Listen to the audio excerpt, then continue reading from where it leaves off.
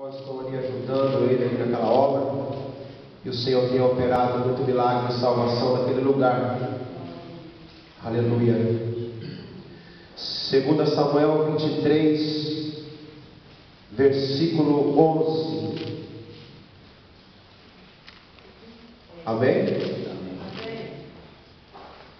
Depois dele, Samá, filho de Agê, o Ararita, quando os filisteus se ajuntaram em Lei, onde havia um pedaço de terra cheio de lentilhas, o povo fugiu de diante dos filisteus.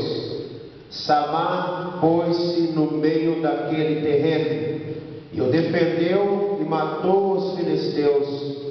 E o Senhor realizou um grande livramento. Vamos ler ali agora no livro de Lucas, segundo escreveu o Dr. Lucas, capítulo 13, versículo 31 a seguir. Glória a Deus. Louvado seja Deus. Lucas 13, 31 a seguir. Naquele mesmo dia chegaram uns fariseus dizendo-lhe: sai e retira-te daqui, Herodes quer matar-te. Respondeu-lhe Jesus: ide dizer àquela raposa: eu expulso demônios e curo doentes, hoje, amanhã e no terceiro dia terminarei. Importa, porém, caminhar hoje, amanhã e no dia seguinte, para que não aconteça que morra um profeta fora de Jerusalém. Jerusalém, Jerusalém, que mata os profetas e apedreja os que são enviados. Quantas vezes quis eu ajuntar os teus filhos, como a galinha ajunta os seus pintinhos debaixo das asas, e vós não o quisestes. Olhai, a vossa casa vos ficará deserta. Em verdade vos digo que não me vereis mais até que venhais a dizer: bendito aquele que vem em nome do Senhor. Amém. Podem se assentar. Louvado seja o nome do Senhor. Nesta noite nós temos aqui dois textos, a qual a palavra do Senhor ela vem nos ensinando que nós precisamos ficar firme na posição que o Senhor nos colocou. Eu venho aqui nesta noite falar à igreja, através do Espírito Santo de Deus que me deu esta palavra, que nós vemos ali os valentes de Davi. Nós sabemos que cada um ali tinha um valor, mas quero falar nesta noite a respeito de um a qual colocou um propósito ao seu coração de não tirar os seus pés da terra a qual Deus tinha dado. Quero dizer também que Deus te deu uma terra para que você viesse ficar firme, alicerçado nela, para que não viesse a olhar para o tamanho do seu gigante, mas olhar para o tamanho do seu Deus, e sempre estar firmado na rocha que é Cristo, o nosso autor e consumador da nossa fé, aquele a qual nos chamou um dia, nos separou, nos remiu e nos lavou para poder fazer a obra, para poder estar levando a palavra de Deus, para poder estar colocando as mãos sobre os enfermos, para poder estar fazendo a vontade do Senhor. Ele teve um propósito em seu coração. Ele esteve ali naquele lugar, não olhando para os filisteus, não olhando para os adversários, não olhando para a causa a qual viesse sobre a vida dele, mas ele estava firmado naquilo a qual tinha colocado nas mãos dele, e ele ficou ali até o fim. E quero dizer para ti nesta noite que Deus, ele nos chamou, não é para que nós venhamos caminhar somente até no meio da nossa caminhada, mas é para nós seguir em frente até o fim, porque a palavra de Deus ela nos ensina e ela nos alerta, e quando Deus nos chama, Ele chama para nós olhar para o alto, para nós olhar para cima, para nós olhar, aleluia, para cima que vem o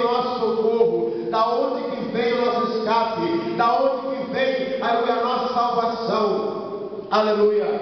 Aquele homem continuou ali firme e ele ficou ali porque sabia que aquela terra era fértil, porque sabia que aquela terra tinha coisa boa. E eu quero dizer para você que onde o Senhor quer te levar, onde o Senhor tem preparado para ti, é uma terra boa, é uma terra fértil, é uma terra de saúde, paz e alegria, é um lugar onde não tem dor, aonde não tem, aleluia, tribulação, aonde você não vai passar por nada que você faz nesta terra, mas a palavra do Senhor nos ensina que nós nesta terra iríamos passar por tribulação, iríamos passar por angústia, iríamos passar por perseguição, mas é para nós ficar firme, porque da mesma maneira que ele venceu, da mesma maneira que ele passou, nós iremos passar e nós iremos vencer. E quem prometeu é fiel para cumprir, e ele está aqui nesta noite falando contigo, aleluia. Ele é Jesus Cristo de Nazaré, a qual ele tem um propósito na sua vida, e ele está aqui para te abençoar nesta noite. Louvado seja Deus. Amém. A palavra do Senhor, ela vem dizendo no livro de Lucas 31, naquele mesmo dia chegaram uns fariseus dizendo: sai e retire-te daqui, Herodes quer matar-te. Respondeu Jesus: ide dizer àquela raposa: eu expulso demônios, curo doentes, hoje, amanhã e no terceiro dia terminarei. Se nós olharmos ali no princípio, no começo do capítulo 13, ali vem falando, aqui no primeiro versículo vem falando que naquele mesmo tempo estavam presentes alguns que lhe falavam dos galileus, cujo sangue Pilatos misturava com sacrifícios que aqueles realizavam. Nós vemos ali que Pilatos, para mostrar o seu poderio, para mostrar para aquele povo aquele não devia fazer, pegava aqueles a qual adoravam ao Senhor, com aquele sacrifício que eles faziam a Deus, e misturava o seu próprio sangue com o sacrifício. Nos tempos de hoje você vai ver muitos se levantando contra a sua vida, para você parar de servir a Deus, para você parar de falar do amor de Deus, para você parar de anunciar o Evangelho verdadeiro, aquele a qual prepara o homem para levar para o céu, aquele a qual cura, salva e liberta. Eles vão tentar te parar. Glória a Deus.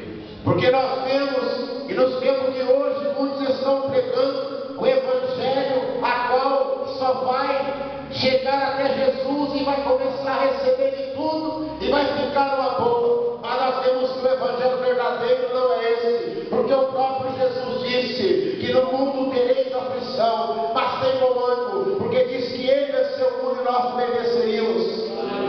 O Evangelho verdadeiro ele tem espinho, o Evangelho verdadeiro ele tem luta, tem prova, mas ele também tem vitória. Da mesma maneira que Jesus passou, nós também passaremos. Da mesma maneira que Jesus levou a palavra, nós também devemos levar.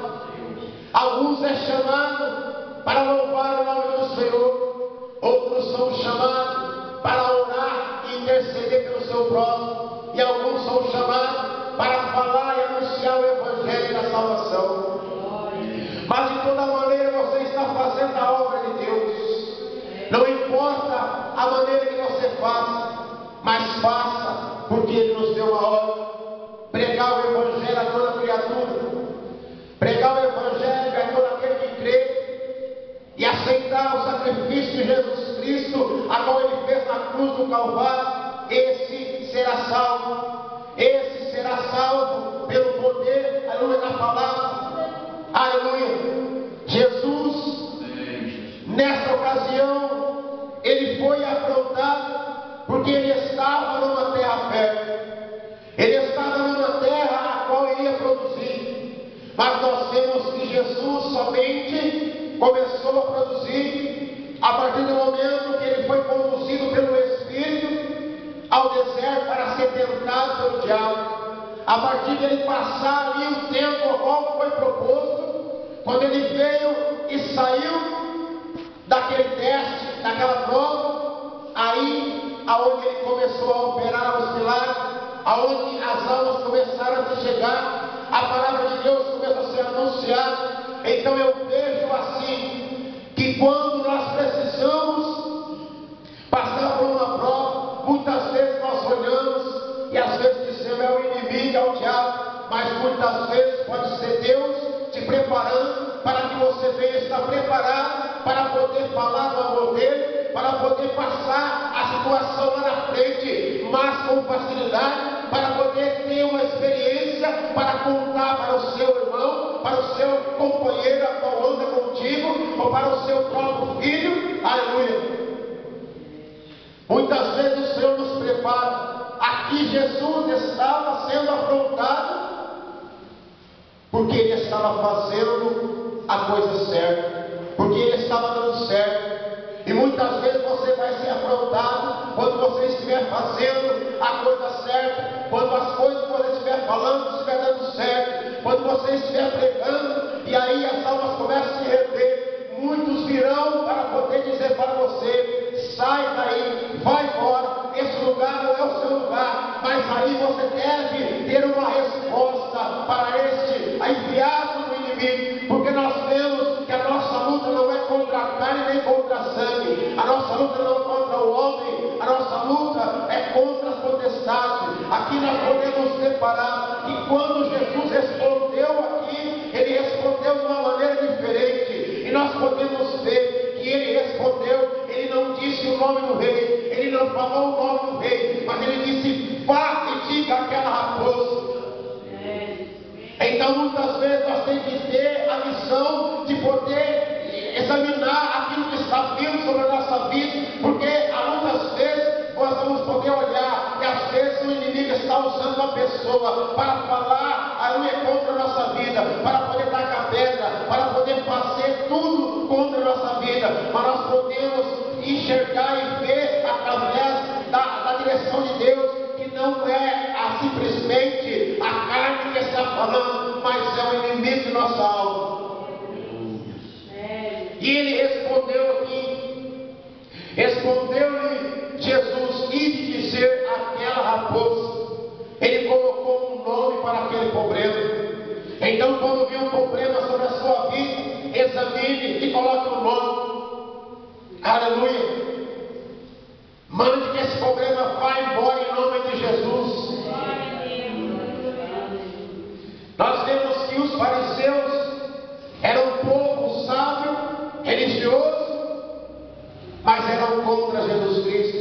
Eles procuraram ocasião para poder fazer Jesus parar. E muitos vão tentar fazer você parar. Muitos vão tentar fazer você desistir daquilo que Deus colocou no seu coração.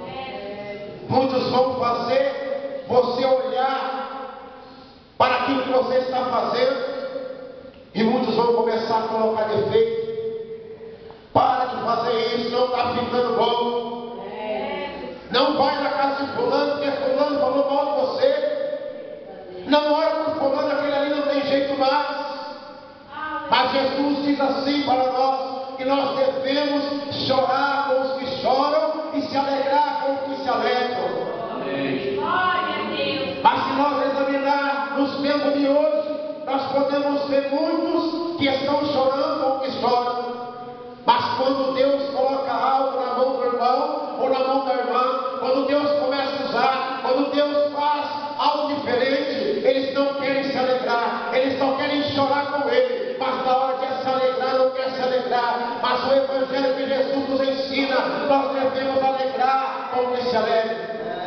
Nós devemos saber que aquilo que Deus colocou na mão do nosso irmão é para a glória dele. Nós devemos adorar o nome do Senhor e saber que aquele que está ao nosso lado, ele também é o Filho de Deus, ele também foi criado por Deus, ele também, aleluia, é um salvo na presença do Senhor. Mas Deus, ele nos dá a experiência a cada dia, ele nos ensina. Quando Jesus diz: diga aquela raposa, eu expulso demônios e curo doentes, hoje, amanhã